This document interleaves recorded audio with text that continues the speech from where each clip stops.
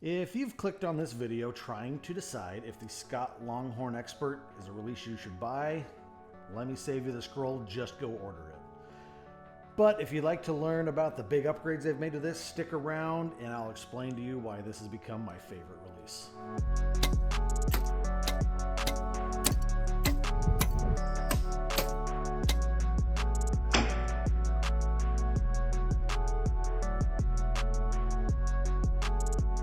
I've had my Longhorn for a couple months now, and I have easily put over 1,000 arrows to this thing. Took it to the R100 last month when I was shooting this, and its flawless performance has earned a permanent place in my release pouch. Let's dive into the features that I like about this thing. First off, the brass handle. The heavy weight of this release, I actually really like having that heft in my hand. It's comfortable, makes you feel like you got a hold of something. One of the signature designs of the Longhorn is this big hook right here. Now, some people think it looks funny, and honestly, I did too when I first picked it up and the first time I put it in my hand. And I'll tell you what, I've come to love it, and I'll tell you why. This is the release I had been shooting prior, and obviously doesn't have that.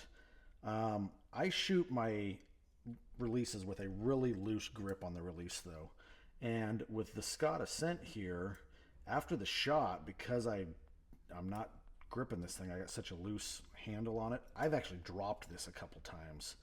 And yeah, that doesn't make you happy. This thing, on the other hand, with that hook around my ring finger, this thing has never even come close to falling out of my hand.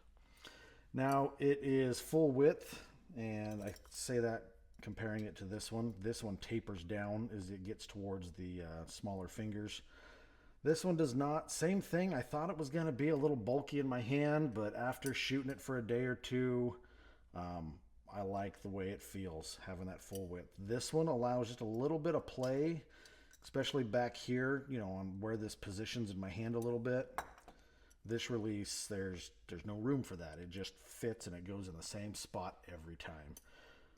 Obviously, there's no adjustments like a release like this one. I've never found that I need this, and even on this one, this is the SR1. A review on this is coming soon too. When I set this one up, I just made it match because this is comfortable. I don't need this to be adjusted. The last thing initially here is they put the little lanyard on there, or lanyard eye, so that you can tie a lanyard on it if you want to use it for hunting or just want the security of having a lanyard. For big upgrade number one, they have added the micro adjustable dual moon system to this release. It initially came out on the Ascent. It's also on the Select. I believe it's on the Fusion, but they have now added it to the Longhorn. If you haven't used that, let's talk about it really quick, give you a quick rundown on how to set it up. I've already got a video about it, but let's run through it because the first time it's kind of confusing, but after you've done it a time or two, these things set up really easy. When it comes to making adjustments to the moons, there are 5 parts we need to talk about.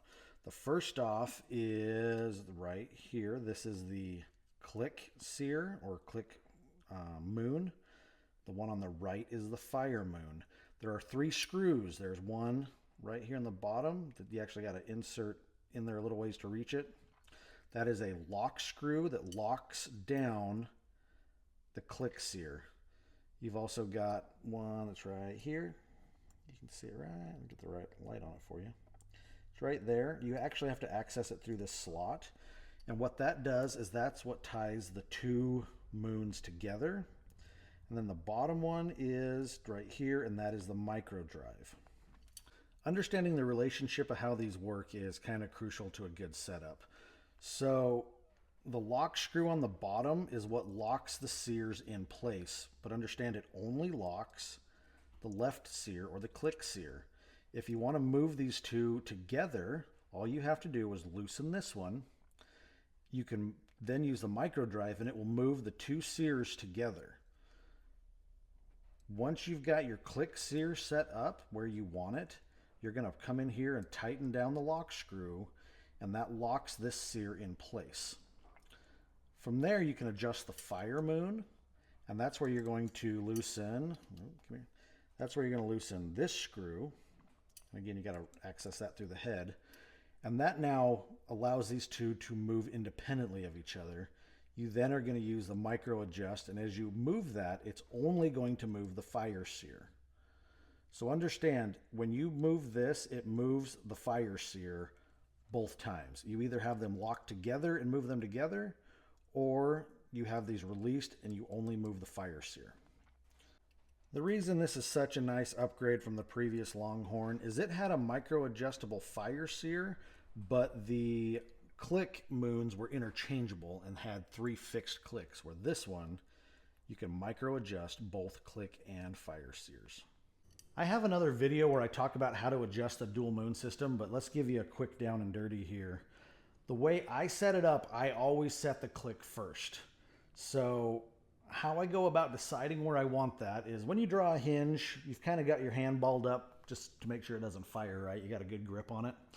And I get back, and what I want it to do is as I get to anchor, I want to be able to relax my hand a little bit and have it click as I get to anchor.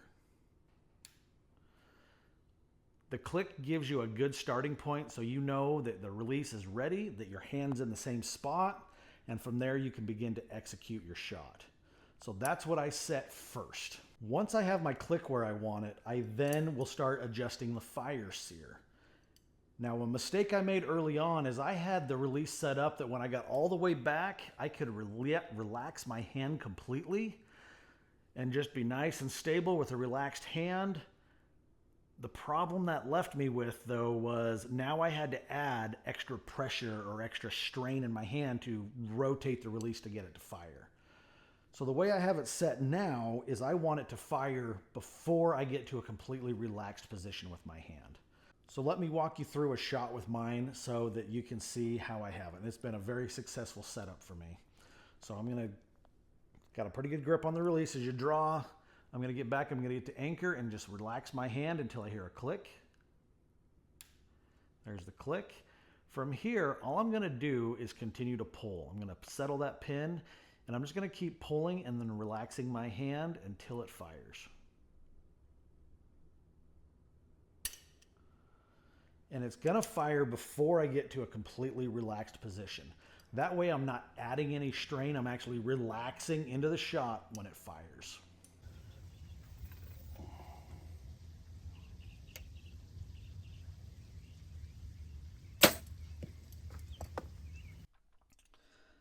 The last upgrade that they made to the Longhorn Expert, which sets it apart from all of its other hinges, is the new spring auto return hook. You can see the little spring right there.